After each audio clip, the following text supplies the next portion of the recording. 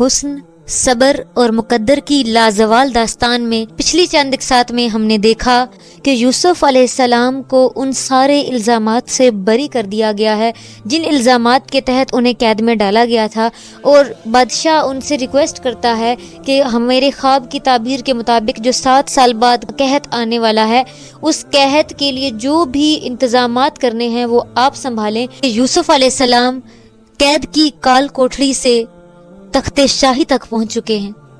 بادشاہ نے ان کو اپنی انگوٹھی دے کے سب کے سامنے یہ اعلان کر دیا ہے کہ یہ میرے قائم مقام ہے، ان کا حکم سمجھ لو کہ میرا حکم ہوگا، اور ساتھ ہی ان کو یہ ذمہ داری دے دی ہے کہ قحط کے سارے معاملات آپ نے سنبھالنے ہیں۔ اور یوسف علیہ السلام نے خوشحالی کے 7 سالوں میں قحط کے 7 سالوں کا مکمل انتظام کر لیا ہے۔ قحط کا آغاز ہو چکا ہے، لوگوں میں تنگ دستی کا آغاز ہو گیا ہے، سب لوگوں نے بادشاہ کے دربار کی طرف رخ کرنا شروع کر دیا ہے، اور جب یہ حالات ہوئے تو پھر باہر کے ملکوں میں بھی یہ خبر پھیلنے لگ گئی کہ ہاں، جہاں سب طرف قحط ہے لیکن ایک ملک ایسا ہے جہاں پہ ابھی بھی وافر مقدار میں غلہ موجود ہے، اور پھر باقی ملکوں سے بھی لوگ قافلوں کے ساتھ جو ہے وہ غلہ لینے آنا شروع ہو گئے ہیں۔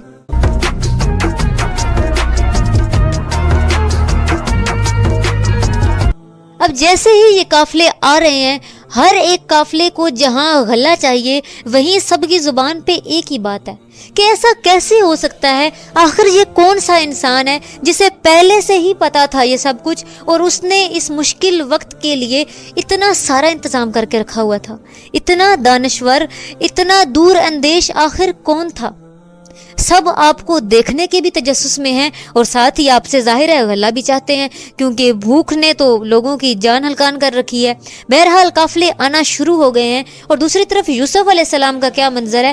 انہوں نے باقاعدہ خود اس چیز کی نگرانی شروع کی ہوئی ہے، اور جتنا غلہ پچھلے 7 سالوں میں اکٹھا ہوا تھا انہیں کنٹینرز میں بھر کے رکھ لیا ہے دربار میں، اور جو بھی قافلہ آتا ہے خود اپنے ہاتھ سے پیالے سے اس کنٹینر سے بھر کے ان کی بوریاں بھر کے ان کو دیتے ہیں، اور اس کے عوض جو بھی دینار درہم اس وقت کی جو بھی کرنسی تھی وہ ان سے لے رہے ہیں۔ اسی طرح سے صورتحال جاری ہے۔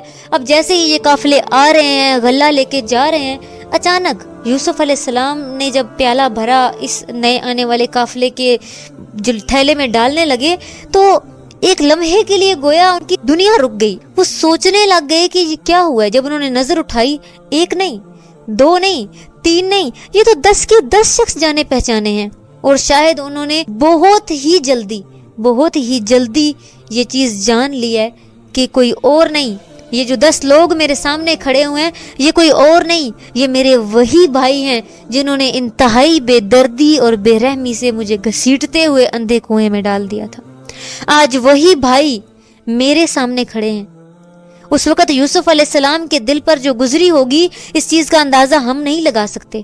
بہرحال وہ نبی انسان تھے، نبیوں کا ظرف بھی اپنا ہی ہوتا ہے۔ انہوں نے اس چیز کا اپنے بھائیوں کے سامنے بالکل اظہار نہیں کیا، اپنے اس کرب کو، اپنے اس درد کو اپنے اندر ہی دبا کے ان سے معمولات کے مطابق جس طرح باقی قافلے والوں سے بات کرتے تھے بات کرنے لگے۔ پوچھنے لگے کہاں سے آئے ہو؟ بتانے لگے فلاں جگہ سے آئے ہیں۔ باپ کا نام کیا ہے؟ فلاں نام ہے، یعقوب نام ہے ان کا۔ اچھا کتنے بھائی ہو؟ ہم 11 بھائی ہیں۔ اچھا آپ لوگ تو 10 آئے ہو، 11واں کیوں نہیں آیا؟ وہ چھوٹا ہے، اس کو ہم گھر ہی چھوڑ کے آئے ہیں۔ اسی طریقے سے بات کی۔ اب بہرحال ان سوالوں کا ایک مقصد تو یہی تھا کہ اپنے والد محترم کی خیریت پتہ کر لیتے، سب کچھ پتہ چل جاتا، اور ساتھ یہ بھی کہ وہ جو چھوٹا بھائی بنیامین تھا کہیں اس کے ساتھ بھی تو انہوں نے کچھ نہیں کر دیا۔ بہرحال جب انہوں نے بتا دیا کہ ہاں ہم 11 بھائی ہیں تو پتہ تو چل گیا کہ ہاں جی وہ بھی خیریت سے ہیں۔ اب جب ان کو ان کے ساتھ نہیں دیکھا تو اس وقت تو کچھ نہیں بولا، ان کو غلہ بھر کے دے دیا۔ غلہ بھرا اور جاتے وقت ان سے کہا کہ تم پھر بھی آنا، میں تمہیں پھر بھی غلہ دوں گا۔ ان کے لیے تو یہ خوشخبری تھی کہ اس وقت جہاں پہ قحط سالی ہے، لوگ دانے دانے کو ترس رہے ہیں، ہمیں بادشاہ یہ کہہ رہا ہے کہ تم دوبارہ بھی آنا تو میں تمہیں غلہ دوں گا۔ لیکن ساتھ ایک شرط رکھ دی۔ شرط کیا رکھی؟ کہ جب دوبارہ آؤ تو اپنے اس 11ویں بھائی بنیامین کو ساتھ لے کے آنا، اگر اسے ساتھ لے کے آؤ گے تو ہی غلہ ملے گا۔ بھائیوں نے بھی کہہ دیا ٹھیک ہے، ان کے لیے تو اس وقت یہی بہت بڑی بات تھی۔ بہرحال بھائیوں نے غلہ لیا اور اپنے شہر کی طرف روانہ ہو گئے۔ جب گھر پہنچے تو والد محترم کو سارا احوال بیان کیا، سفر کا ہر چیز اور جو بھی دربار میں بات چیت ہوئی ساری بیان کی۔ بتانے لگے کہ والد محترم جتنا وہ شخص دیکھنے میں حسین تھا اتنا ہی وہ دل کا بھی نیک تھا، اتنا ہی اس کا دل بھی خوبصورت تھا۔ وہ سب کو غلہ بانٹ رہا تھا، سب کو دے رہا تھا، اور اس نے ہمیں کہا کہ اگر ہم دوبارہ بھی اس کے پاس جائیں گے غلہ لینے تو وہ ہمیں دے گا۔ اور اس کے ساتھ ہی انہوں نے بوریاں جب غلے کی کھولی تو وہ جو رقم انہوں نے اس غلے کے عوض دی تھی وہ بھی واپس موجود تھی، ہر ایک کی بوری میں اس کے پیسے موجود تھے۔ ان کی تو خوشی کی انتہا نہ رہی۔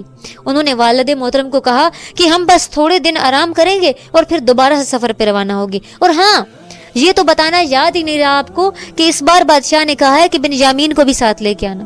جب والد نے یہ بات سنی تو انہوں نے فوراً سے انکار کر دیا۔ انہوں نے کہا کہ میں پہلے ایک بیٹا یوسف کھو چکا ہوں، میں بنیامین کو نہیں کھونا چاہتا، وہ ابھی چھوٹا ہے، اسے ساتھ نہیں لے کر جانا۔